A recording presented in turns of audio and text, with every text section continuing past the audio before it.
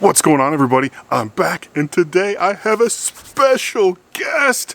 Oh, it's going to be so awesome. I don't get guests very often, but when I do, oh, the secrets are revealed. Some would almost sort of say the truth is getting ready to come out of that turf. So let's get right into it and find out who paid a visit. Let's do it. What are you doing? Oh.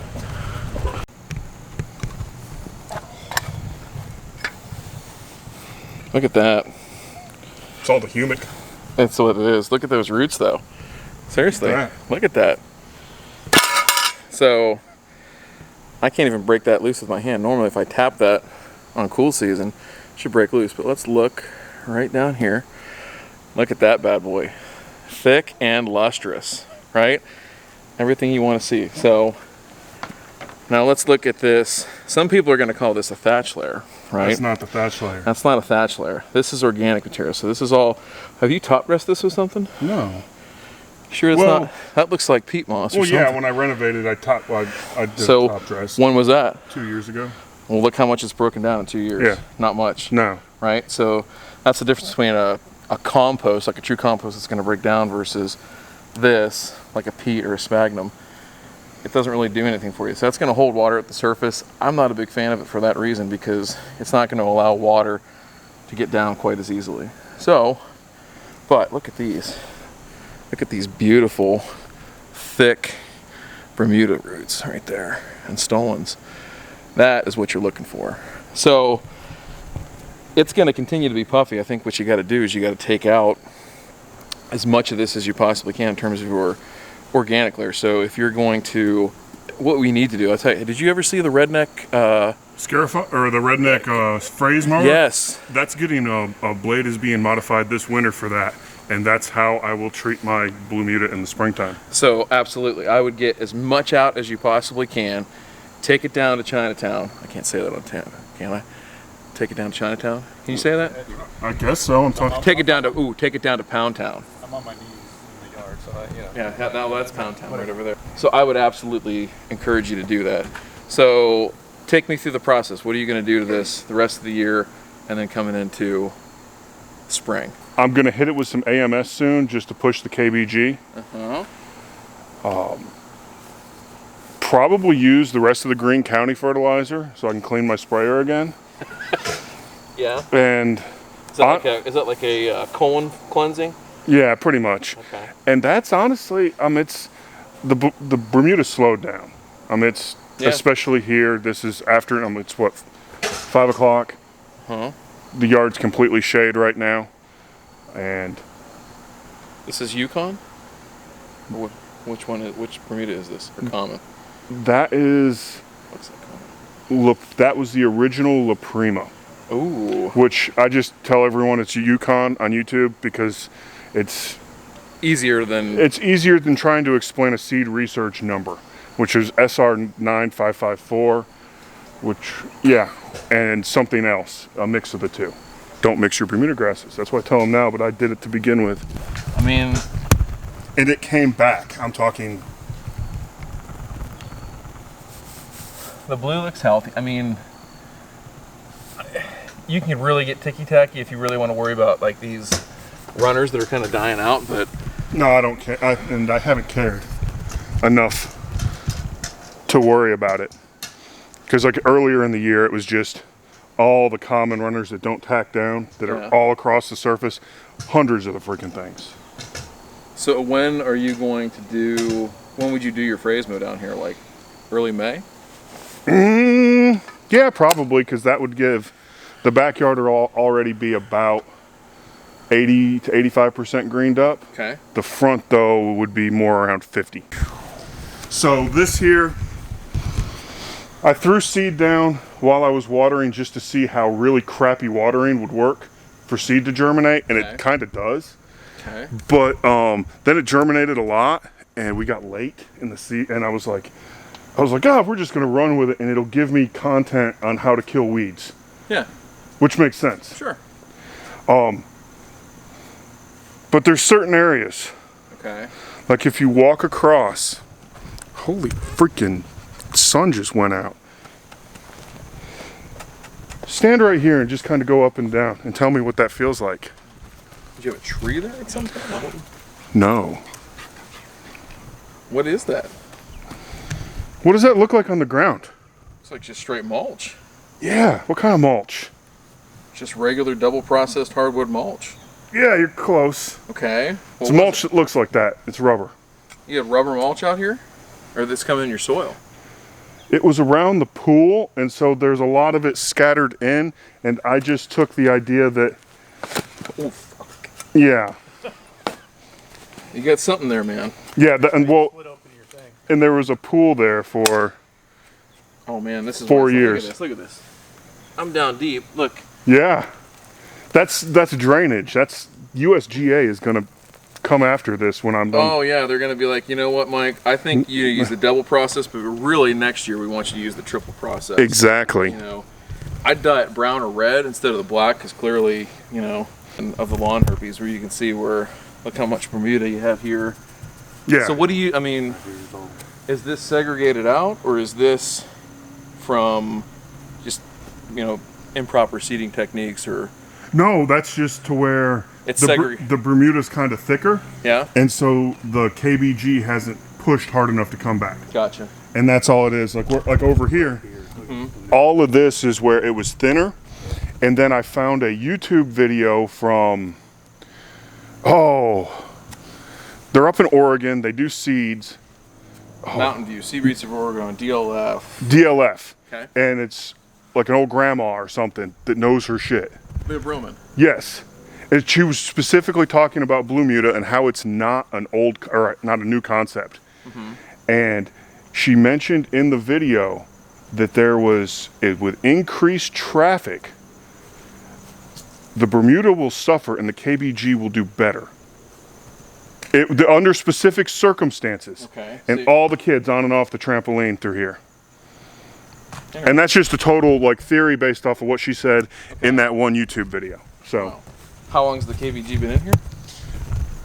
Oh, that's terrible. Terrible. 13 months. 13 months. I'm old. And did you see that from right from the beginning that the KBG did not come in as well over? In the Oh no, it came in and it was completely green, and So then just it's through the going kind of into a dormancy over summer, Right. and now it's coming back out, Gotcha. and it probably won't be full coverage until February. That's just So you're not that's going what to I'm. do any seeding here? I overseeded it. Oh, you already seeded already? Yeah, just because I have a lot of seed left over. I gotcha. I gotcha. Yeah, I mean, if it's I mean, really all it is a visual thing, a texture thing, right? So, Yeah, its texture, it only looks bad usually in the mornings, or if you get up really close to it, Play football or? or now when it's dormant, because there's a huge color disparity oh, for sure. between where it's slowed down, so the Bermuda's paling out, and going that muted green versus Say, turn this way. other areas. I don't want to get in your dad's shot though. Well, no. So I think that's the biggest thing, though, is like with this, you know, with this combination of grasses, right? Is that they say it's no transition, but there still is a transition period. Yeah, like it's- where it's not even necessarily, you know, you give up a lot of that, but you also take with it, like what you said, that you have kind of two levers, right? So like in the summertime, the Bermuda's pushing and the KBG's pulling back, vice versa in the shoulder season. So you're going to have stuff like this. You're going to have areas where one of these species is more prominent. It's going to be really hard, and that's why I get freaked out when people say, hey, I'm going to do Bermuda, and they just think that that is throwing KBG into Bermuda, and it's just, hey, I've got Bermuda Yes, now. and they completely expect that it's going to look like a PRG overseeded Exactly. lawn, and I tell everyone, no, no, no, no, no. And people have been like so far. I've had one person who's been following me for a long time. Sure. And communicate, and he's like, dude, he's like, I wish I would have listened to you more. He's like, this is a cool concept, but it looks like freaking crap. Yeah. Because and his Bermuda's already dormant. Well, and so that's the other thing I was going to say is that you timing it all up and getting it like coming out of the gate that first year, one is hopefully going to be your worst because getting it established, right? Yeah. Is going to be a pain in the butt, especially if, like this year, I know that people that were trying to do it, you know, so the eastern half of the United States had some of the warmest temperatures we've ever had in October. Like, or Oh, yeah, back up. still. So you've got Bermuda that's hanging on, and you got your seed sitting out there. It's like, like it's You not, can't, you know, Bermuda's not pushing the same way it would in the summertime, but it's also not going dormant, and you're losing that competitive advantage. So many people too are commenting like, I did this, I put it out even later, and the Bermuda's growing back strong, and they're doing it like in Dallas. Oh man. And it's just like, yeah, I was like, that's why it's like when I hit it, I was like, growth regulator, more growth regulator, scalp it. Granted, I didn't do tenacity back here at all as another kind of hindrance. Right. But you have to do something to pump the brakes. Absolutely. And yeah, some people listen, some don't, but whatever. Well, and I think that's what we're going to find is that the things that we've got to nail down with this, right, are three things. Number one, what are the best types of Kentucky bluegrass to use, because there's different types within the Kentucky bluegrass. And so many people recommend midnight because it's so dark, but no. Well, okay, so here, answer me this question then. I'm not attacking you, I'm just asking, like, why would I put, with a lightly colored grass like this, why would I put a midnight type and clash in color, right? Because then you're really going to see the difference in the spirit. Then you're going to see the big differences, like when mixing common and hybrid Bermudas. Notwithstanding the fact that midnight is one of the latest to green up, right? So now I'm losing. And slowest to germinate, to where it's like 28 days. The other thing too is like establishment method. Like, what is our preferred method at what time, right? So can we quantify and say, hey, in this part of the country, you should start the process now, right? Also, using growth regulators as a tool, right? We do that all the time in cool season, especially on sports fields, because now in cool season it helps because we get the rebound effect for trying to interseed on something, but on warm season here, it's kind of helping that natural, I guess the dormancy period, helping it get into that period a little bit easier, right? So my whole thing would be find out the timing and play around with it, but the other thing is like once you have it, you kind of got to chill. Like, you can't really, it's not a grass that you're supposed to do, or a combination of grasses that you're supposed to do a whole bunch too, right? It's supposed to be a little bit on the lower maintenance side. Yeah, and I've experienced that in an extent. I need to mow more often, but PGRs, man. Yeah. Any issues with POA? I don't see any POA. Not back here. Side yard next to the driveway last year was 70%. Oh boy. It was bad. Yeah. It was really bad. So then, but I don't care. It's 180 square feet. I don't care. Well, and the other thing too, I guess, is that worst case, along this size, you either plug it out or spray it out, and it's not the end of the world. What, from a mowing standpoint, how often are you mowing it? Peak summer, every 2 to 3 days under regulation. Okay. And that may be pushing it. Yeah. Like this was mowed yesterday with the rotary. Okay. And you can already see how much the KBGs push back.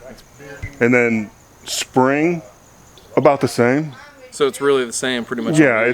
I was just curious, especially like in those shoulder seasons, right? So when you transition from, bluegrass being the prominent grass versus Bermuda being the prominent grass, do you see any changes seasonally No. as you go through that? So, I mean, to me, in my mind, right, that is one sign of success, right? That you're not able to tell a difference, right? That the whole point is to be pretty much even across the year as far as but by the time the KBG is slowing down to where you wouldn't be mowing it, the Bermuda's already done, and so there's a few week window to where it's kind of splotchy, but then after that it just blends and you don't see it.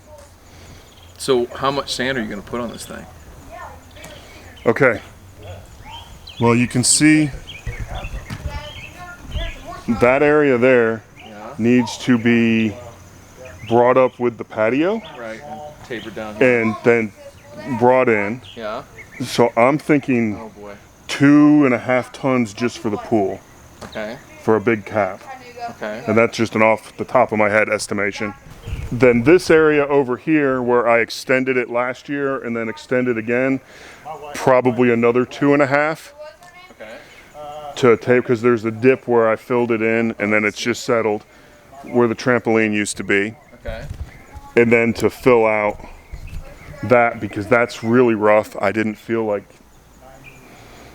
I don't run the greens. I run the greens more over this one, but that one's too rough and too soft right now. I use the tamper, but hand tampers suck, and I didn't feel like going to rent a roller for that small amount. So I'm letting it just naturally settle over winter, and then sand. And then so right here, same thing. So you're just gonna taper the sand back out. So you're trying to go like 1/2 inch? I'm gonna go